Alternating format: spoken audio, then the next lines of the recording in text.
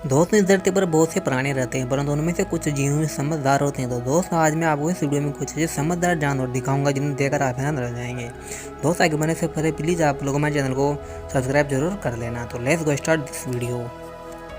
करो दोस्तों, कौवों को पक्षियों में सबसे होते हैं, इस पर किए गए कुछ अद्भुत प्रयोग। दोस्तों, आप देख सकते हैं कि पेड़ के एक खोखले तने में कुछ पिस्तों में कीड़े डालकर वहां पर रखे और पास ही में कुछ डंडियां भी रखी। कुछ देर बाद कौवा उन डंडियों से पिस्ते निकालने की जद्दोजहद कोशिश करता दिखा, लेकिन उसे समझ में आ गया कि सीधे डंडी से पिस्ते नहीं निकलेंगे। तो उसने डंडी के अगले हिस्से पर लगी प्लास्टिक को मोड़ दिया और उसने उसका इस्तेमाल ही एक चम्मच की तरह किया और साथ में एक साथ 2 पिस्ते निकाल लिए और खा गया।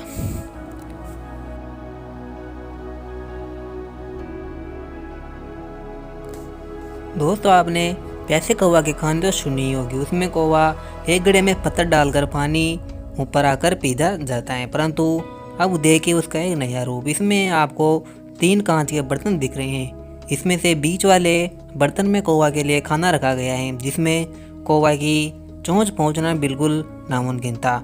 उसने एक पत्थर उठाया और लाल वाले बर्तन में डाला, तो बीच वाले बर्तन का पानी ऊपर है, और उसने एक पत्थर उठाकर नीले वाले में डाला, परंतु पानी ऊपर नहीं आया। कौवा समझ गया और उसने लाल वाले बर्तन में फिर से पत्थर डाला और खाना निकाल कर खा लिया। अगला प्रयोग इन सब प्रयोगों से ज़्यादा मुश्किल था। इसमें वैज्ञानिकों ने कांच के एक बॉक्स में मांस का टुकड़ा रखा और उस तक पहुंचने के लिए एक डंडी को दूसरे बॉक्स में रखा और बॉक्स की डंडी तक पहुंचने के लिए दूसरी डंडी को धागे से बांध कर रखा। कौवा कुछ देर बाद ही इसी पूरी उलझन को समझ गया और मांस के टुकड़े को निकाल कर खा गया।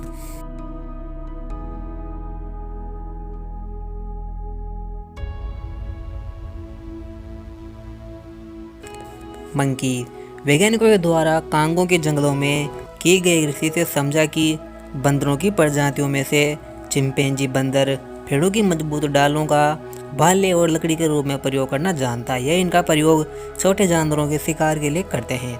आप इस प्रयोग में देखेंगे कि एक चिंपैंजी के सामने एक गड्ढा खोदकर उसमें खाने के लिए कुछ चीज़ रखकर उसके ऊपर एक काफ़ी ज़्यादा वजनदार वस्तु रख दी। कुछ देर तक तो चिंपैंजी ने कोशिश की, परंतु जब उससे वो नहीं हटा पाया तो उसने पास में खड़े एक आदमी से हाथ पकड़कर मदद मांगी और उस वस्तु को हटा दिया। दोस्तों, क्या आप जानते हैं कि इस दुनिया में एक ऐसा भी चिंपैंजी जो अपनी मालिक के साथ घर में रहता है और इंसानों की तरह हर काम करता है।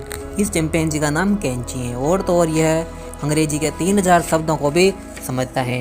यह इशारों की भाषा को समझता है और जो गूंगों बहरों की भाषा होती है। परंतु दोस्तों, सभी बंदर एक जैसे नहीं होते हैं। कुछ बंदर अपनी लाइफ का फुल मजा लेते हैं।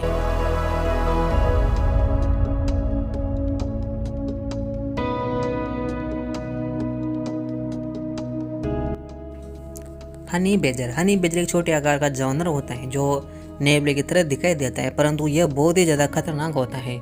यह जहरीले सांपों से लेकर शेरों तक से टक्कर लेता है, लेकिन इस छोटे से जानवर को कैद में रहना बिल्कुल भी पसंद नहीं है। जैसे कि आप यहाँ देख सकते हैं कि एक हनी बेजर को चिड़ियाघर के बाड़े से बार बार भाग जाता है। इससे परेशान होकर वहाँ के कर्मचारियों ने दरवाजे की कुंडी को तार से बांध दिया, परंतु यह शैतान जानवर वहाँ से भी भाग कर निकल गया।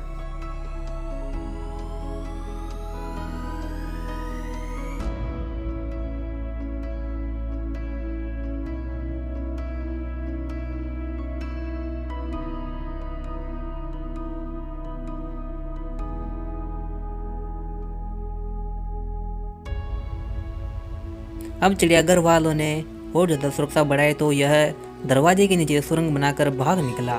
इसके बाद इन्होंने चारों तरफ से दीवारें बनाकर रखा, लेकिन यह भाग निकला। इसने वहां से एक सूखे पेड़ की लकड़ी तोड़कर वहां से भाग निकालने की योजना बनाई। फिर वहां से सभी पेड़ पौधों को हटाकर रखा, तो इसने वहां कुछ पत्थर इकट्ठे करके एक सीढ़ी की तरह इस्तेमाल करके वहां से भाग कर निकल गया। फिर इन्होंने इसके बाद कर्मचारियों ने वहां से सभी पत्थरों को हटाकर रखा, तो फिर इन्होंने एक ही जगह पर टट्टी करके ऊंचा टेलाकर बनाकर फिर वहां से छलांग निकालकर भाग निकल गया। इस जानवर को पिंजरे में रहना बिल्कुल भी पसंद नहीं है। ये तो इंसानों को हर बार अपने दिमाग से चौंकाने में लगा है।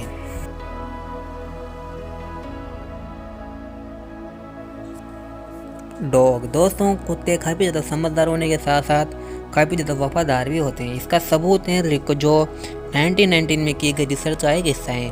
इस कुत्ते को इतिहास का सबसे ज़्यादा समझदार कुत्ता माना जाता है। रिको को 3 साल तक प्रयोगशाला में ट्रेनिंग दी गई थी। रिको के द्वारा एक लाइव टीवी शो के दौरान एक प्रयोग किया गया था। वहाँ पर रिको के चारों ओर बहुत से खिलौने रखे, जिसमें से सभी के नाम रिको को सिखाए गए थे, केवल एक बॉल के अलावा जो उन खिलौनों में मौजूद थी। जैसे ट्रेनर ने एक खिलौने का नाम लेकर उसका कार्ड हाथ में लिया तो रिको ने झट से उस खिलौने को उठाकर ट्रेनर के पास ले गए। लेकिन जब ट्रेनर ने एक बॉल वाला कार्ड उठाया और उस पर स्पेलिंग भी गलत लिखी थी तो रिको को समझ में नहीं आया और रिको कुछ देर तक तो सभी खिलौने के चारों ओर घूमा। लेकिन रिको जल्दी समझ गया कि उसे सिर्फ एक ही चीज़ का नाम नहीं पता और वो उसे झटकर वहाँ से उठाकर लेकर आ गया।